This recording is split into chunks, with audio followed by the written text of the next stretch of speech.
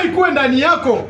Sana yeye atafika, ataanza kufunua maneno, itakuwa na correspondre na madonenye uko nayo.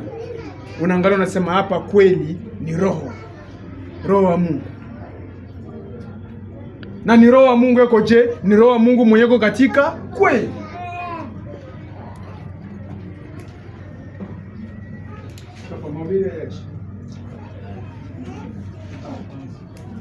Asema atanitukuza mimi kwa sababu atatoa katika yaliyo yangu na kuambia ninyi. Manake roho sasa iko nakuya. Eko nabeba ndio kwa maneno ya Yesu. Anabeba maneno ya Yesu ndio iko nakuya nayo. Kama atakuya kwako hata kuya vide. Hana na maspecialite. Eko nabeba ni maneno ya Yesu ndio anakuya nayo. Ndio maana anasema kama atakia kumikumbusha na kuwafunulia. Ile nye Yesu alisema kama maneno yako mingi, ndio atampatia Sara anakuya nayo. Na kama ulisikiaka anakuya na kia kutana kukukumbusha. Sasa wewe haukusikiaka. Utajua kusema kama hapa beona nikumbusha. Na sasa atakia kukufunulia. Utafanya reference na nini? Uya kusema kama ni maneno ya Yesu.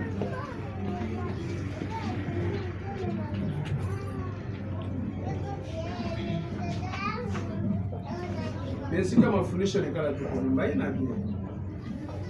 haina bia. Roho Mtakatifu usiangalie siku. Sisi balanzangu tulalamika tunapokea Roho Mtakatifu tungali kunjia. Kama kunjia sema bale, maisha jita kama ni Roho Mtakatifu. Sababu tulikuwa na bidii. Hatukuwa na pumzikaka. Tunaona kama leo kuko maombi, si bote tuko kwa maombi. Leo kuko hivi, si bote tuko wako. Hakuna kuchoka.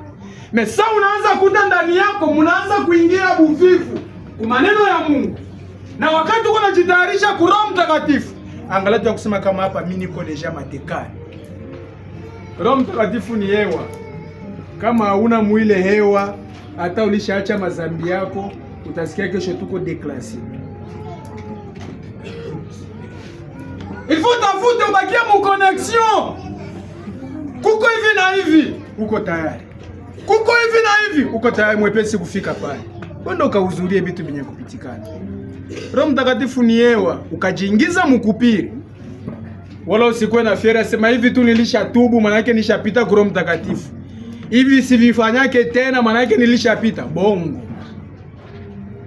Uchikazi kanisa kwa programu yako ya mingi, mafundisho, maombi, faraja, nini, jikaribishe tu. Uingie mu connexion. Na sasa mambo ya mulime tafika, utasuka tu utafuna bidii. Hata kukue mabariere ya modele gani? Hata kesho njoo batakuua leo busiku unachaguliwa kule na kupire kabisa. Sasa uko na kimbele ma activity. Utajistuka tunabakia muvile. Mimi ndio natoshaka ile siku tulikuwa na ma contribution nikatoshaka $10,000 yangu. Mungu ananiacha tuje. Anakuacha pasi kuingia mu connection.